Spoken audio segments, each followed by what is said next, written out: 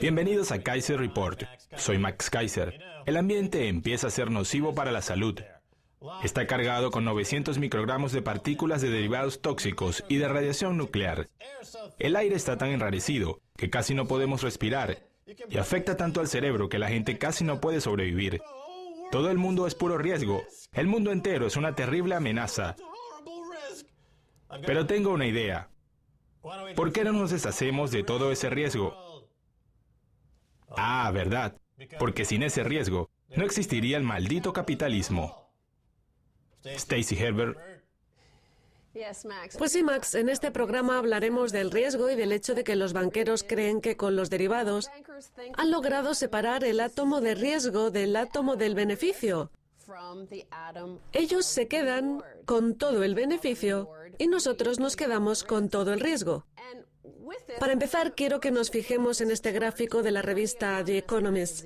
Preguntaron a los economistas y a los ciudadanos comunes si estaban de acuerdo con la afirmación «es difícil predecir el precio de las acciones».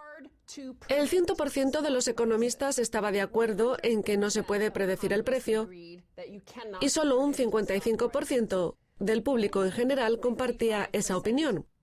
Es decir, que un 45% de la población cree que se puede predecir el precio de las acciones.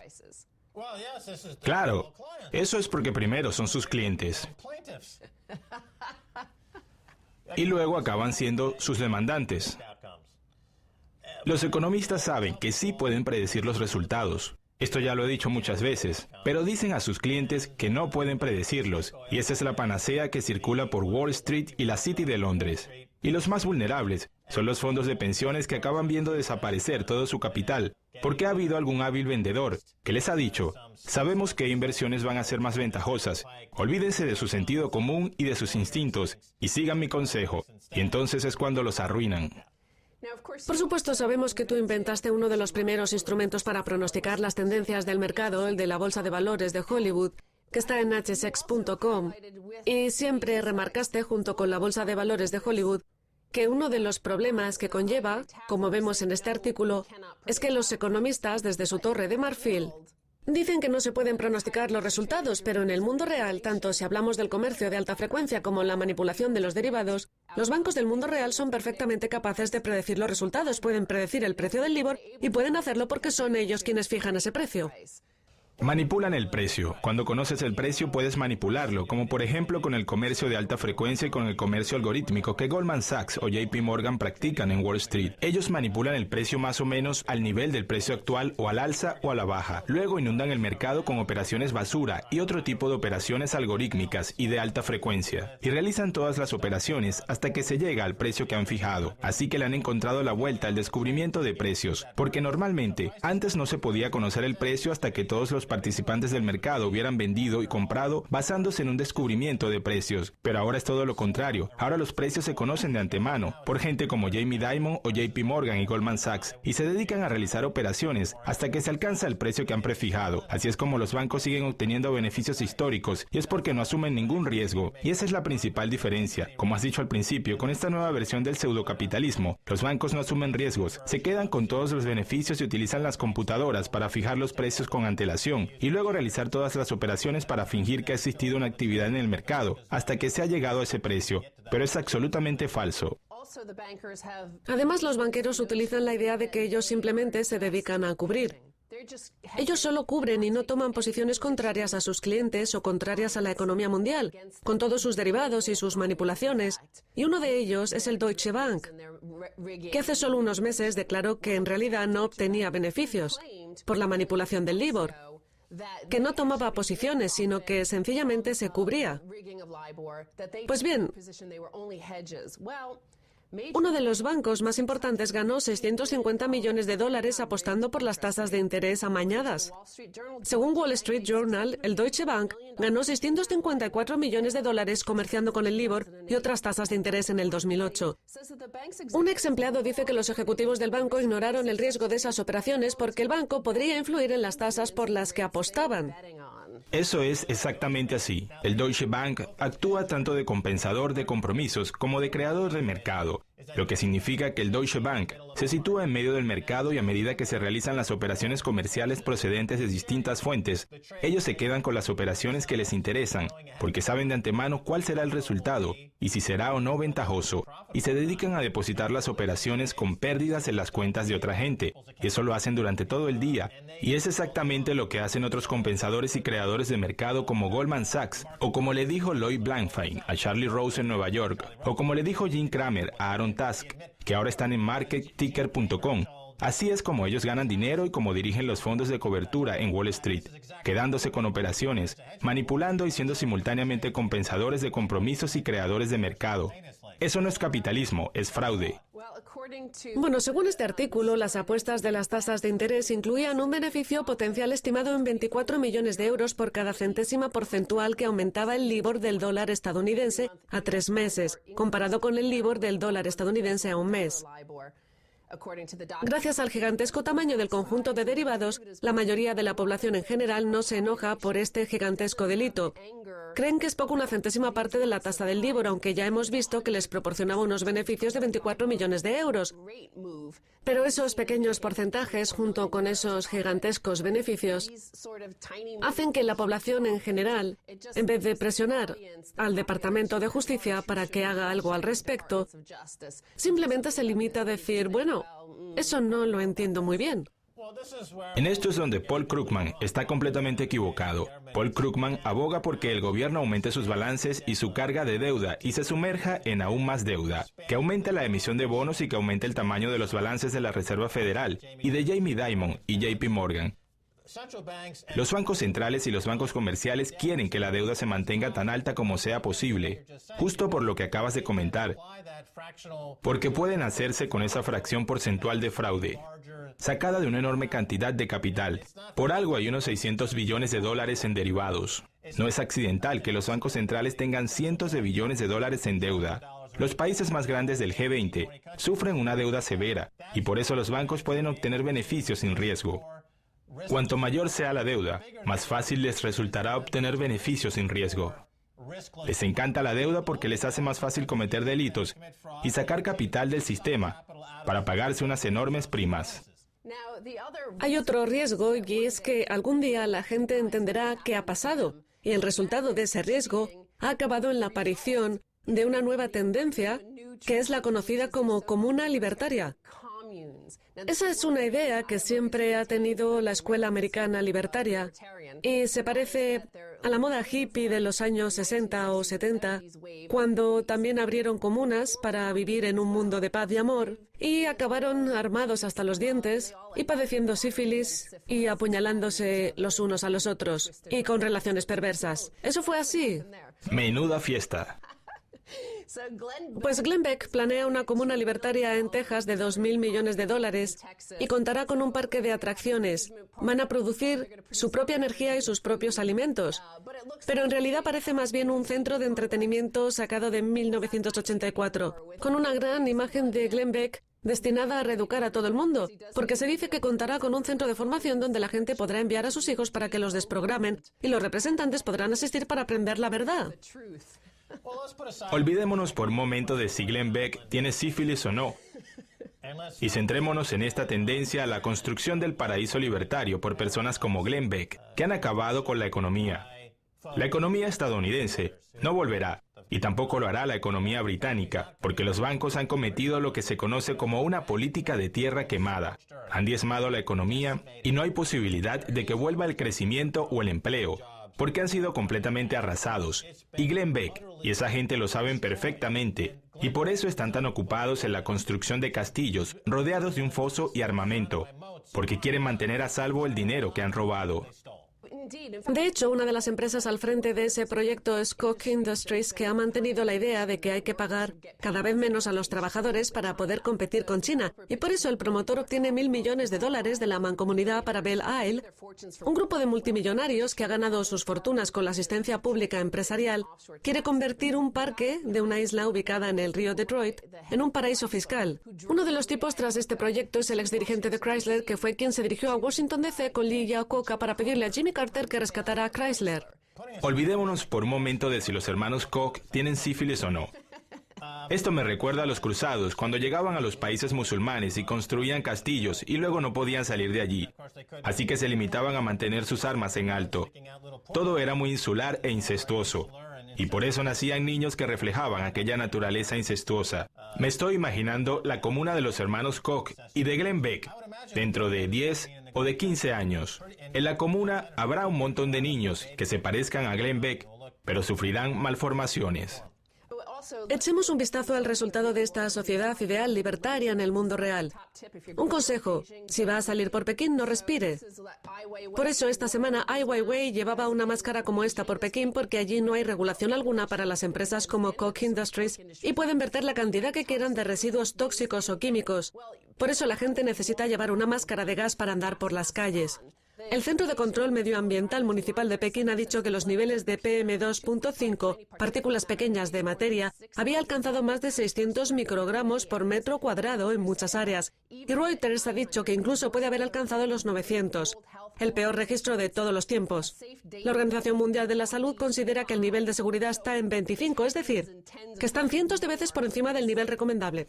Una vez más se trata de las políticas de tierra quemada. El grupo de libertarios y hasta cierto punto la escuela austríaca ha eliminado la posibilidad de que la tierra regenere una economía viable y ahora están preocupados y asustados y se ponen a construir castillos para convivir con Glenn Beck y que nazcan bebés incestuosos con malformaciones.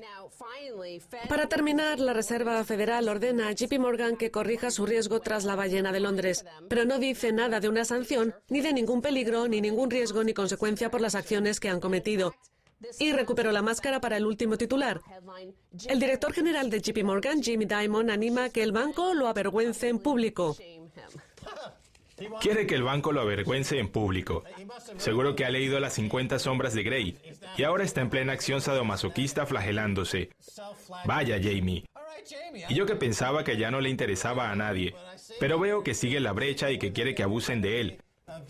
Pero bueno, Stacy, ¿cómo me excita verte con la máscara de gas? Voy a darle unos azotes, Jamie. Jamie, voy por usted, pero voy a necesitar la máscara para protegerme de los efluvios de sulfuro que emana. Vaya, vaya. Quédense con nosotros. Hablaré con Nick Dunbar, autor de Los Derivados del Diablo.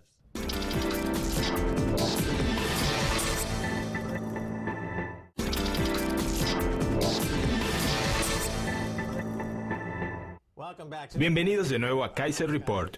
Soy Max Kaiser. Ha llegado la hora de hablar con Nick Dunbar, autor de Los Derivados del Diablo. Aquí lo tengo. Échenle un buen vistazo. Este es el libro que han de leer. Y también un clásico de los tiempos modernos, Inventando Dinero. Nick Dunbar, bienvenido a Kaiser Report. Gracias, Max. Bien, Los Derivados del Diablo. Es un libro clave para entender cómo hemos llegado a este punto. Porque se remonta al inicio de los derivados. Y en Inventando Dinero se habla del Long Term Capital Management, también un punto clave en la historia. Hablemos en primer lugar del Long Term Capital Management y de los derivados y de su opinión. Fue el primer fondo de cobertura que colapsó en 1998, la última vez que Rusia entró en suspensión de pagos. En aquella época pasaron muchas cosas en el mercado internacional y este fondo de cobertura estaba relacionado con todas esas cosas y fue eliminado por la volatilidad en los mercados y luego fue rescatado por las consultoras de los bancos de inversión más importantes del mundo. Y por aquel entonces parecía que era una señal de aviso para todos los reguladores mundiales que decían que ese mercado en la sombra, fuera de la bolsa, debía ser examinado con más cautela, y escribí el libro con la intención de dar a conocer esa advertencia, y sin embargo, la industria aumentó drásticamente y cometió el mismo error hasta llevarnos a lo de hoy, donde tenemos una crisis mayor que entonces. Bien, se podría decir que el Long Term Capital Management fue el inicio de varios asuntos. Uno de ellos fue que la Reserva Federal de Alan Greenspan se apresuró en bajar las tasas de interés a unos niveles ridículamente bajos para poder rescatar al Long Term Capital Management. Es decir, que todos los ahorristas que tenían ingresos fijos con su dinero acabaron subvencionando el fondo de inversiones de Greenwich, Connecticut. Otro asunto fue el enorme apalancamiento. Se realizaban apuestas de 50, 60 o 70 a 1. Y en una economía como esta, apuesta, habría que preguntarse por qué la Reserva Federal subvencionaba esa actividad en el mercado. En tercer lugar, está el asunto de los demasiado grandes para caer, y creo que esto es lo más importante, porque tenemos a Long Term Capital Management, un fondo de cobertura de Greenwich, Connecticut, que apuntó con un arma a la Reserva Federal y le dijo: dennos más dinero y rescátennos o toda la economía caerá en picada. Y eso es lo mismo que hemos visto con Hank Paulson en 2008 y lo hemos visto con los bancos del Reino Unido, cuando el Royal Bank of Scotland, Barclays y Lloyds amenazaron al gobierno, y cuando el Bank of America amenazó al gobierno. Y ahora lo estamos viendo con el precipicio fiscal y del techo de gasto. Los bancos amenazan al gobierno y les dicen: dennos más dinero o acabaremos con el sistema. Parece que todo empieza con Long Term Capital Management. ¿Qué cree usted? Creo que tiene razón. El concepto de los demasiado grandes para caer empezó entonces. El ADN se introdujo en el sistema en ese momento, aunque fue un poco diferente a lo que pasó en 2008 porque este gigantesco fondo de cobertura tuvo que ser desmantelado oficialmente y así fue. Y lo que hizo Greenspan, bajando tanto las tasas de interés, no fue necesariamente para salvar a Long Term Capital Management, porque prácticamente había desaparecido y se supo que había perdido todo su dinero, por eso aquel fue su final. Realmente se hizo para salvar a los socios de Long Term Capital Management, a gente como JP Morgan y el Deutsche Bank o el UBS, actores muy conocidos en esa área. Había una relación entre ese gigantesco fondo de cobertura y los grandes actores que actuaban por fuera de la bolsa y no podían dejar que ellos cayeran, y a día de hoy no pueden dejar que caigan. Ese es el vínculo que debemos tener en cuenta. Hablemos un poco de los derivados.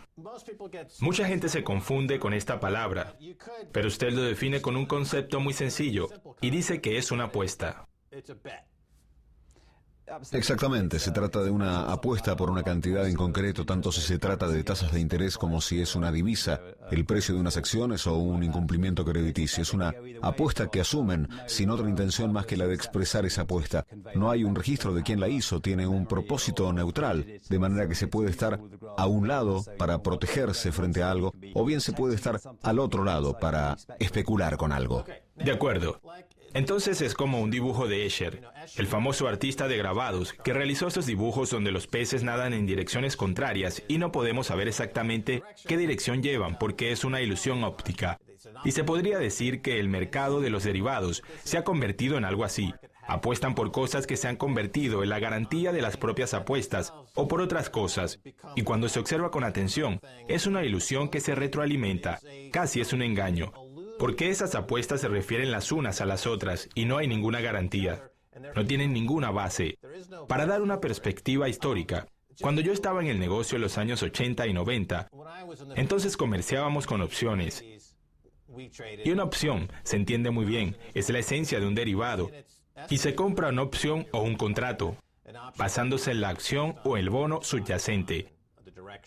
Pero en el caso de los derivados, hablamos de una apuesta o de una opción, y luego surgen 5, 6, 8 o 10 generaciones de derivados, que acaban siendo una apuesta de una apuesta de una apuesta, hasta el punto de que esas apuestas se refieren a sí mismas, y acaban convirtiéndose en un holograma financiero. Sé que es una pregunta muy larga y se podría decir que hasta poética, pero ¿qué cree usted de este asunto? Sí, la idea que define a los derivados es que se puede evitar el riesgo, y en los años 80 el mercado de opciones era muy pequeño y los bancos de Wall Street se dedicaban a comerciar con bonos y con acciones, y uno tenía que solucionar sus propios problemas si tenía unos balances muy abultados y el mercado iba por otros derroteros, porque entonces eso suponía el fin, y por aquel entonces Wall Street era muy honrada.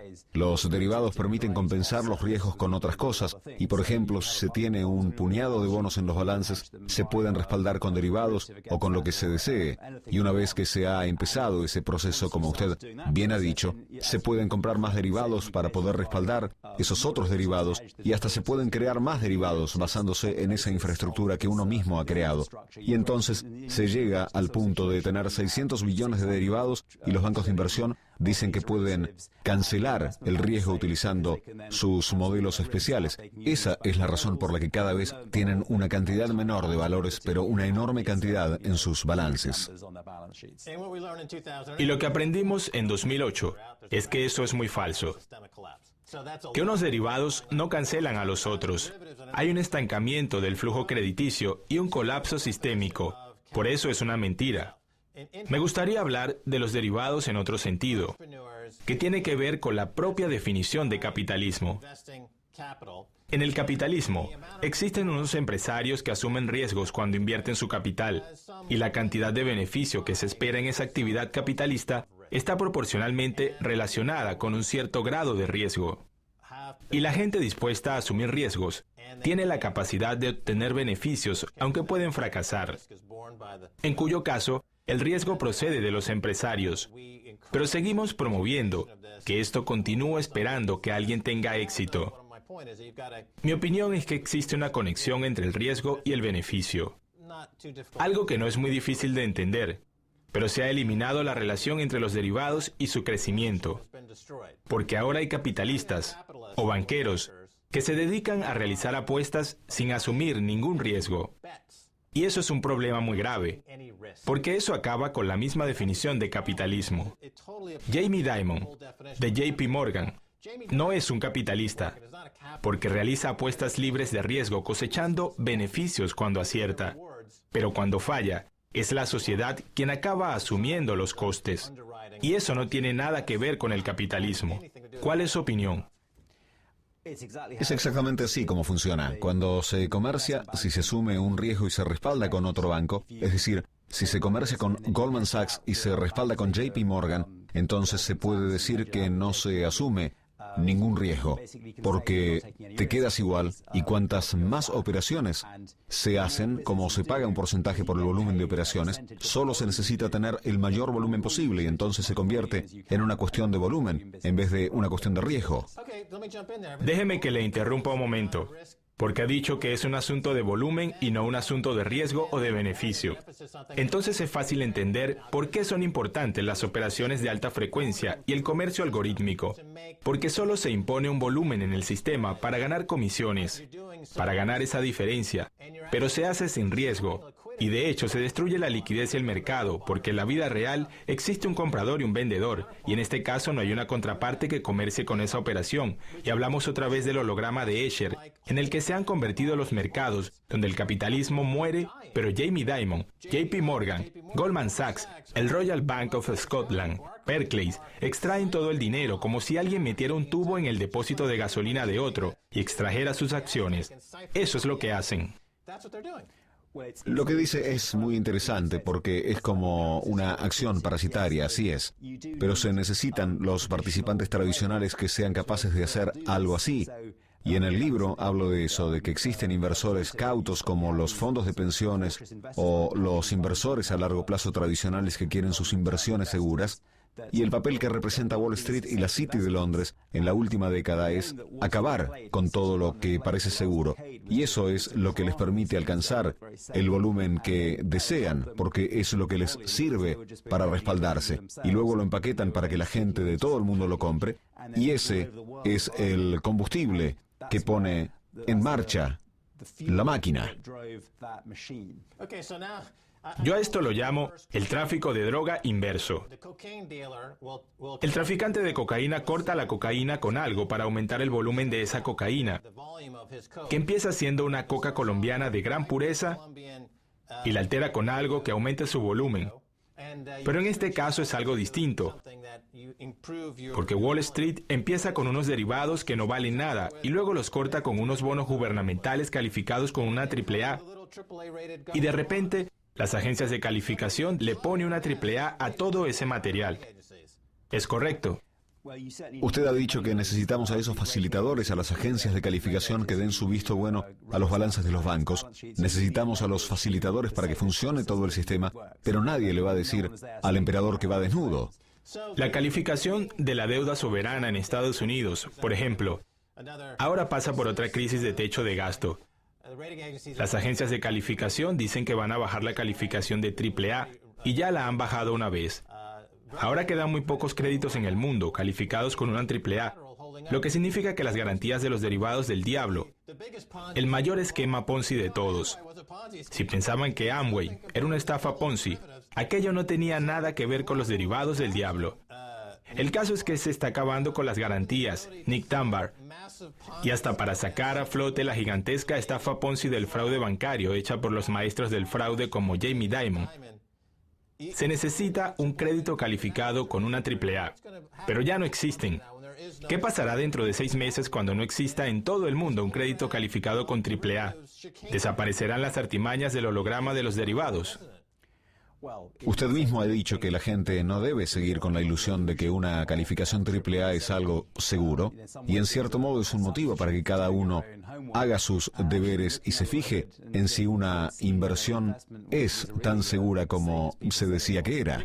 Nick Dunbar, autor de Los derivados del diablo, inventando el dinero. Gracias por haber venido a Kaiser Report. Nos hemos quedado sin tiempo, pero esperamos que vuelva pronto. Gracias. Bien, eso es todo por esta edición de Kaiser Report. Soy Max Kaiser junto a Stacy Herbert. Quiero agradecer a nuestro invitado, Nick Dunbar, de Bloomberg, y autor de estos estupendos libros que deberían tener ya. Si quieren contactarnos, pueden tuitearnos en @Kaiser Report o en facebook.com/Kaiser Report. Hasta la próxima. Max Kaiser les dice adiós.